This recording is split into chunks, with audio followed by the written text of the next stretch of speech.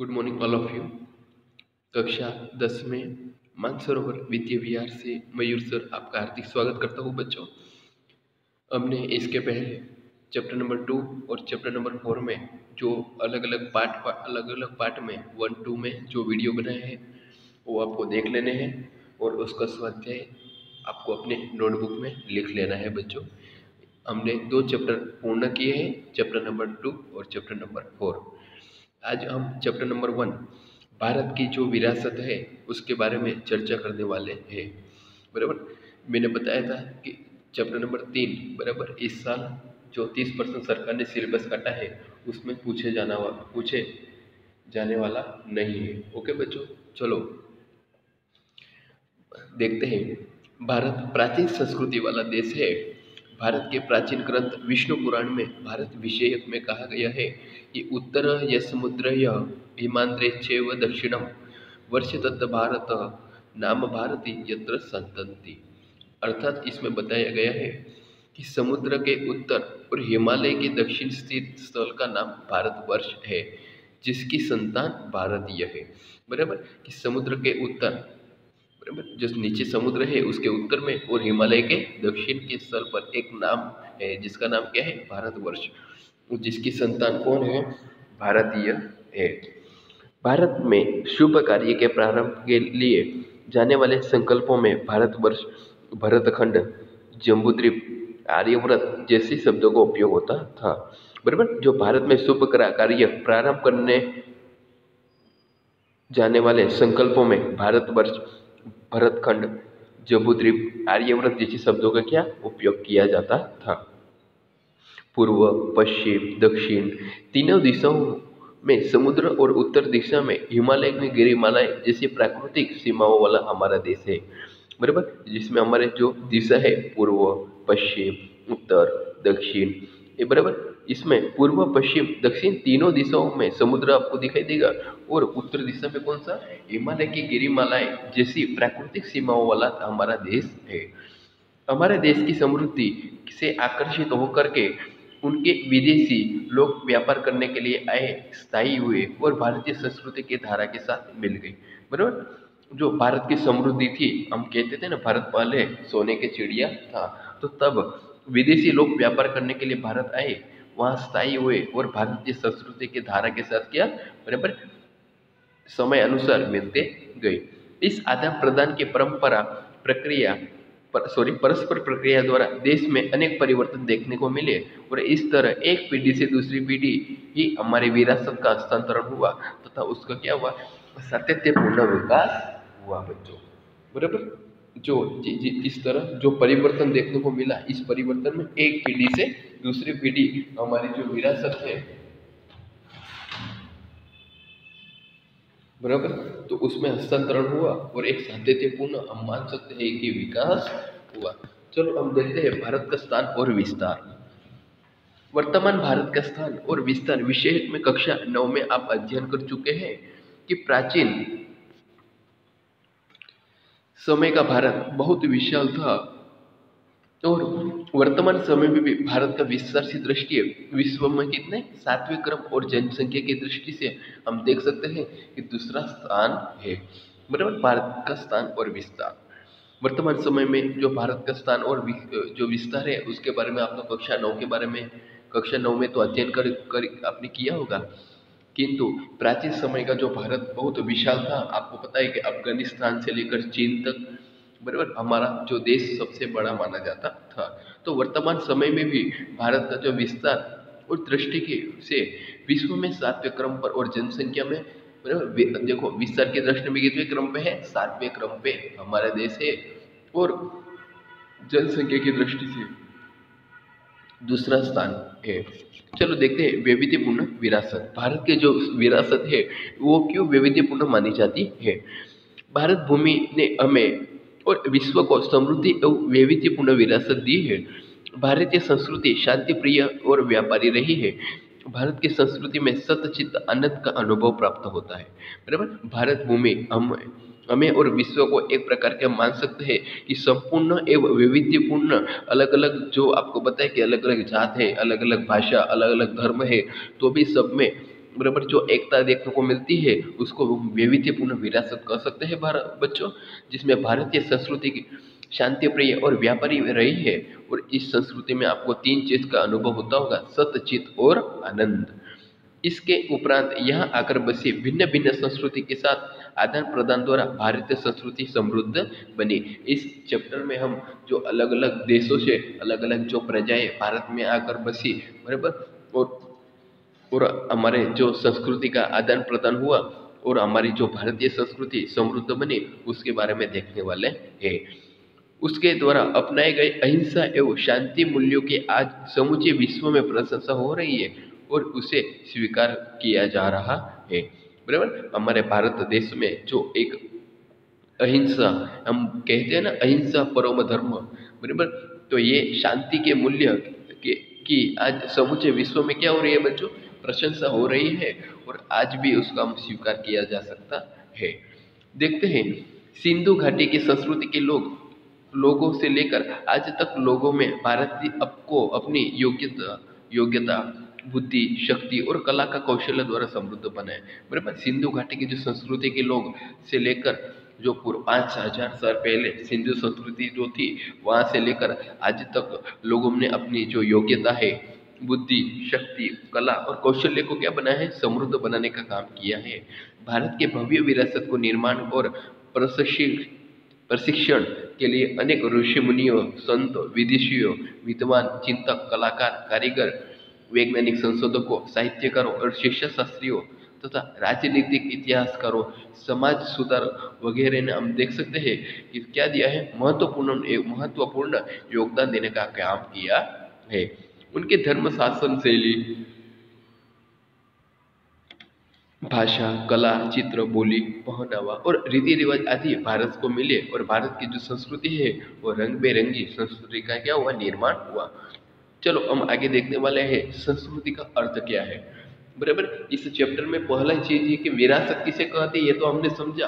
तो विरासत में संस्कृति किसे कहते हैं, तो उसमें बताया गया है कि संस्कृति अर्थात जीवन जीने की कला। आप जैसा जीवन जी रहे हो वो जीने की कला का अर्थात क्या माना गया है, संस्कृति माना गया है। देश या समाज में समय समय पर बदलते संयोगों के अनुसार जन जीवन में आने वाले परिवर्तन, सुधार, सामाजिक नीति रीति इत्यादि का भिन्न भिन्न समाजों में संस्कृति बनती है। बराबर, देश या समाज में समय समय पर बदलते रहते संयोग के अनुसार जन जीवन में आने वाला परिवर्तन। बराबर, मतलब कि आपको पता है कि पहले के समय में जो हम चीज का उपयोग करते थे, पहले का पहनावा और अभी का पहनावा, बराबर, परिस्थिति के अनुसार हमने बदला है। बराबर, उसमें परिवर्तन आए हैं बच्चों, तो उसमें सुधार, सामाजिक नीति रीति इत्यादि द्वारा भिन्न भिन्न समाजों से जो एक संस्कृति बनती है। संस्कृति अर्थात मानव की उपज और उसमें मानव समाज की आदतें, मूल्य, आचार विचार, धार्मिक परंपराएं, रहन सहन और जीवन को उच्चतम उद्देश्य तक ले जाने वाले आदर्शों का योग ऐसे भी कहा जा सकता है। बराबर, आपको संस्कृति का जो पहला अर्थ क्या था, जीवन जीने की कला, ऐसे ही दूसरा अर्थ भी आपको दिया गया है कि मानव मन की उपज और उसमें मानव समाज के जो आदतें हैं, मूल्य, आचार विचार, धार्मिक परंपराएं, रहन सहन और जीवन का उच्चतम उद्देश्य तक ले जाने वाले आदर्शों का योग मतलब संस्कृति ऐसा कहा जा सकता है।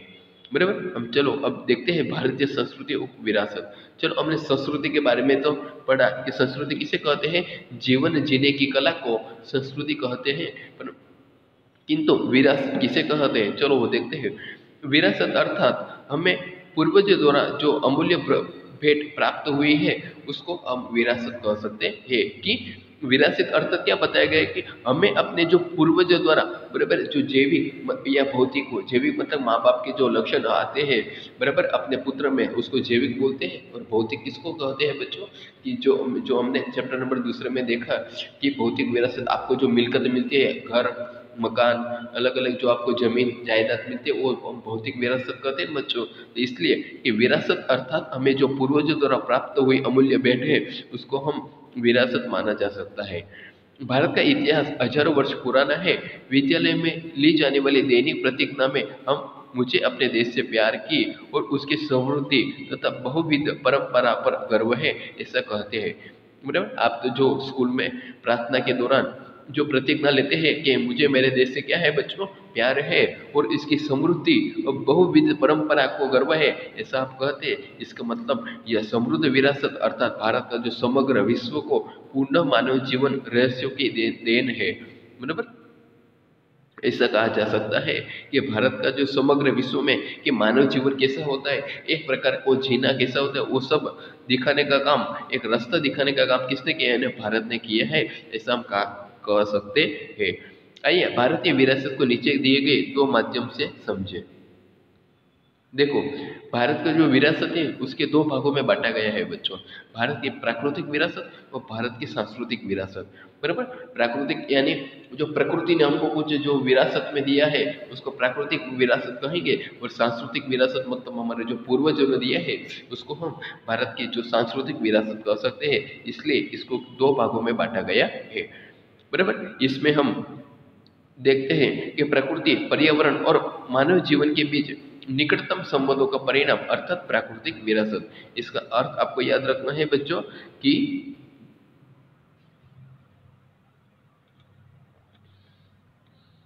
देखो, प्रकृति अर्थात मानव जीवन के बीच निकटतम संबंधों का परिणाम अर्थात प्राकृतिक विरासत। प्रकृति, पर्यावरण और मानव जीवन, तीन चीज आपको याद रखनी है बच्चों। प्रकृति, पर्यावरण और मानव जीवन के बीच जो निकटतम संबंधों का जो परिणाम है अर्थात उसको क्या कहते हैं, प्राकृतिक विरासत कहते हैं। और प्राकृतिक विरासत एक प्रकार की हम प्राकृतिक भेंट है। भारत की प्राकृतिक विरासत विशिष्ट और वैविध्यपूर्ण है, जिसमें आप देख सकते हो ऊंचे पर्वत, नदियाँ, झरने, सागर, लंबा समुद्री तट, विशाल उपजाऊ मैदान, घाटी प्रदेश, रेगिस्तान का भी समावेश होता है, बराबर। जो हम प्राकृतिक विरासत मानते हैं उसमें पर्वत, नदियाँ, झरने, सागर, लंबा समुद्री तट और विशाल उपजाऊ मैदान तथा घाटी प्रदेश और रेगिस्तान का भी क्या होता है बच्चों, समावेश होता है। तथा वृक्षों, वनस्पतियों, जीव जंतु, ऋतु, पशु पक्षी, प्राणियों और विविध भूदृश्यों का विविध प्रकार के जो चट्टानें हैं और खनिजों को भी इसमें क्या होता है बच्चों, समावेश होता है। पहले हमने देखा कि अलग अलग जो प्राकृतिक विरासत है उसमें पर्वत, नदी, झरने, सागर सब देखा ना, और दूसरे में क्या है, वृक्ष, वनस्पति, जीव जंतु, ऋतु, पशु पक्षी जो पर्वत में रहते हैं, प्राणी, वो अलग अलग वैविध्यपूर्ण बराबर दृश्यों को, विविध प्रकार के चट्टानों, खनिजों का भी क्या होता है उसमें समावेश होता है, बराबर। हम सब प्रकृति के संतान है और प्रकृति हमारे भोजन, पानी, शुद्ध वायु तथा निवासी जैसे लगभग सभी आवश्यकताओं के लिए एक सुंदर व्यवस्था की है, ऐसा माना जा सकता है। चलो आगे देखते हैं। प्रकृति के साथ हमारा व्यवहार श्रद्धापूर्वक रहा है, जिसके उदाहरण पंचतंत्र की कहानियां और बौद्ध धर्म में जातक कथाओं से मिलती है, बराबर। हमारा जो प्रकृति के साथ जो इंसान का व्यवहार मतलब श्रद्धापूर्वक जो व्यवहार रहा है उसका उदाहरण आपको पंचतंत्र की जो कहानियां हैं, बौद्ध धर्म के जातक कथाओं से मिलता है। अपने लोक संगीत और शास्त्रीय संगीत में जो हम चैप्टर नंबर दूसरे में हमने देखा कि भारत का लोक संगीत कैसा है, शास्त्रीय संगीत कैसा है, वो ऋतु और प्रकृति के साथ संबंध देखने को मिलता है। अपने गीतों, त्योहारों, कविता, चित्र, प्रकृति और ऋतु चक्र का निरूपण भी किया गया है। उसमें दिखाए गए निसर्ग उपचार मतलब जो नेचुरोपैथी मतलब आयुर्वेदिक, यूनानी जैसे चिकित्सा पद्धति वो किस पे आधारित है बच्चों, प्रकृति पे आधारित है, जिसमें बराबर चार प्रकार आपको दिखाए गए, भूदृश्य, भूदृश्य, नदी, वनस्पति और वन्य जीव, बराबर। मतलब उस पहले देखते हैं भूमि आकारों द्वारा अनेक भूदृश्यों का सर्जन देखने को मिलता है, जैसे कि हिमालय के पर्वत भूमि आकार, हिमालय में अनेक प्रकार के जो वनस्पति, खनिज, अद्भुत पशु पक्षी में शिकर कर बर्फ घेरे रहते हैं, जिसमें बड़े बड़ी जो नदियाँ बारह मास क्या होती है, पानी से भरपूर रहती है, और तराई के जंगल वहाँ स्थित है, बराबर। हिमालय में अमरनाथ, बद्रीनाथ, केदारनाथ जैसे यात्रा स्थल और नंदा देवी जैसा शिखर है। भारत के लिए हिमालय बहुत महत्वपूर्ण है, बराबर। भूमि आकार में जैसे हम देखते हैं तो उसमें सबसे बड़ा जो भूमि आकार का पर्वत किसको मानते हैं बच्चों, हिमालय को मानते हैं, जिसमें हमको अलग अलग वनस्पति, खनिज, पशु पक्षी, शिखर आदि से घिरे हुए देखते हैं। और हिमालय का जो पानी आपको बताए नदियाँ बहती है वो 12 मास का रहती है, पानी से भरपूर और समृद्ध रहती है, और वहाँ आपको तराई के जंगल में भी देखने को मिलेंगे। और हमारा हिमालय जिसमें अमरनाथ, केदारनाथ और बद्रीनाथ जैसे यात्रा स्थल और नंदा देवी जैसा शिखर प्राप्त हुआ है। और इसलिए मान सकते हैं कि भारत के लिए जो हिमालय बहुत महत्वपूर्ण है। इसका पहला प्रकार कौन सा है बच्चों? भूदृश्य, बराबर, प्राकृतिक विरासत का। दूसरा है नदी। प्राचीन काल से नदी यह प्राकृतिक मार्ग के रूप से उपयोगी है। भारतीय संस्कृति सिंधु और रावी नदी के किनारे विकसित हुई, बराबर। जो भारतीय संस्कृति हम कहते हैं आज से 5000 साल पहले वो जो विरासत जो विकसित हुई वो कौन सी नदी? सिंधु और रावी नदी के किनारे हुई। सिंधु, गंगा, यमुना, सरस्वती, नर्मदा, गोदावरी, कृष्णा, कावेरी जैसी लगभग नदियाँ भारत का लोक जीवन में एक प्रकार का हम मान सकते हैं कि गहरा प्रभाव बनाते हैं। इसलिए हम नदियों को एक प्रकार की, आपको पता है, उनको पूजा करते हैं ना, और उसको हम माता मानते हैं।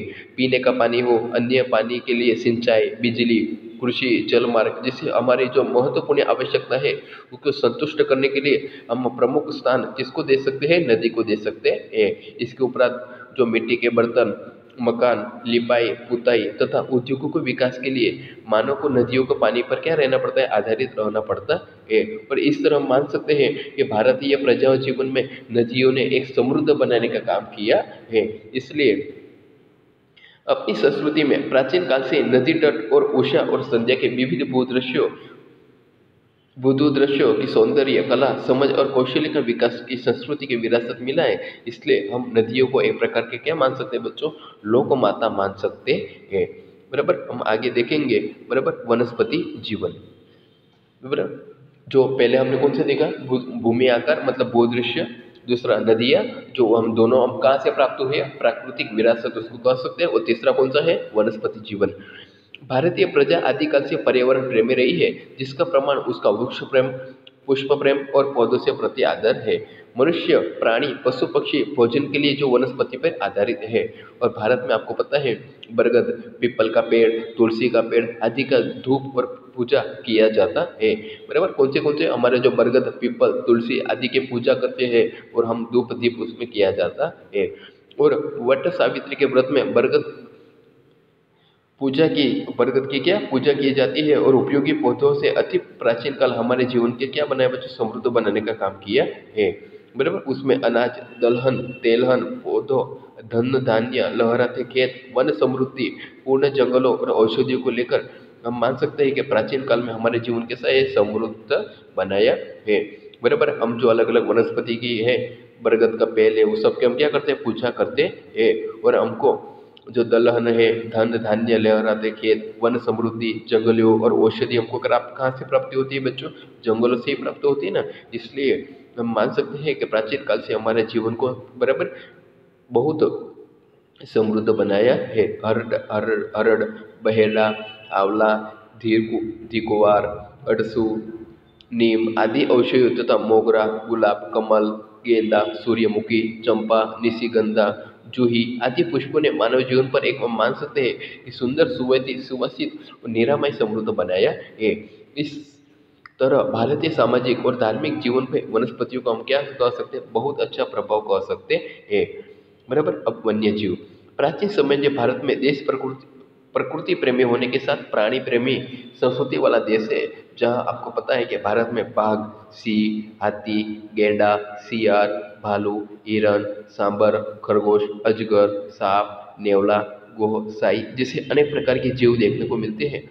और आपको तो यह तो पता ही होगा कि विश्व में एशियाई सिंह में केवल गुजरात के गिर जंगल में ही हमको सिंह देखने को मिलते हैं। और अपनी धार्मिक मान्यता के लोग बाघ, मोर, मगर, गरुड़ जैसे कुछ वन्य जीवी को देवी देवता के वाहन के रूप में स्थान दिया है, बराबर। अपनी राष्ट्र मुद्रा में भी आपको पता है कि 4 सिंह, घोड़ा, हाथी और बैल की आकृति रखकर उन्होंने हमने महत्वपूर्ण प्रदान किया है, बराबर। इसलिए इस वन्य जीव की रक्षा के लिए अभ्यारण्य बनाकर हमने उनके जीवन की सुरक्षा के लिए आपको पता है कि कारण, बराबर, की कानून बनाए हैं, बराबर। बच्चों आज हम यहाँ तक रखते हैं, प्राकृतिक विरासत तक। उसमें कितने पॉइंट थे? 4, भूदृश्य, नदी, वनस्पति जीवन और वन्य जीव, बराबर। और संस्कृति, देखो विरासत किसे कहते हैं, संस्कृति किसे कहते हैं, इसके बारे में अच्छे से जानकारी प्राप्त की।